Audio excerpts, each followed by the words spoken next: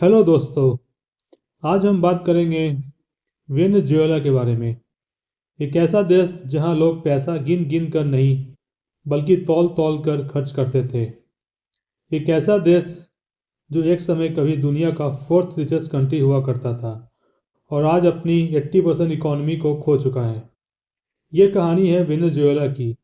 और यकीन मानिए, इसका सच आपको हिला देगा। 1950s जब दुनिया वर्ल्ड वॉर के बाद स्ट्रगल कर रही थी, तब वेनेजुएला की किस्मत चमक रही थी। रीजन था तेल।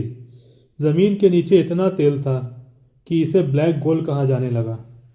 1952 तक वेनेजुएला दुनिया का फोर्थ रिचेस्ट कंट्री बन गया। कैपिटल कैराकस में स्काई स्क्रैपर बन रहे थे। लग्जरी कार्स सड़कों पर आम थी। फिर 1970s में जब ऑयल क्राइसिस आया तो ऑयल का प्राइस रॉकेट की तरह बढ़ गया और वेनेजुएला में डॉलर की बारिश होने लगी। लोग वीकेंड पर शॉपिंग के लिए मियामी जाने लगे। पर कैपिटल इनकम इतना ज़्यादा था कि कई यूरोपियन कंट्रीज से भी आगे थे। वेनेजुएला उस टाइम ड्रीम कंट्री बन चुका था। लेकिन यहाँ पर वेनेजुएला की गवर्नमेंट ने अपने लाइफ की सबसे बड़ी गलती की। उन्होंने सोचा जब ऑयल से सब कुछ मिल ही रहा है तो बाकी काम करने की क्या ज़रूरत है। फार्मिंग, फैक्ट्रीज, इंडस्ट्रीज सभी को गवर्नमेंट ने इग्नोर किया। पूरे देश की इकॉनमी सिर्फ ऑयल पर डिपेंड हो गई। गवर्नमेंट ने फ्री स्कीम शुरू कर दिया।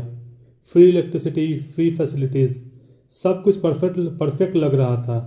लेकिन ये एक टिकिंग टाइम बॉम्ब जैसा ही था जो कभी भी फट सकता था। फिर आया वो दिन जब ऑयल का प्राइस गिर गया और वेनेजुएला की इकॉनमी हिल गया।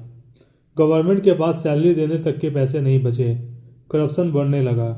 ऑयल कंपनी में स्किल इंजीनियर्स को हटा दिया गया।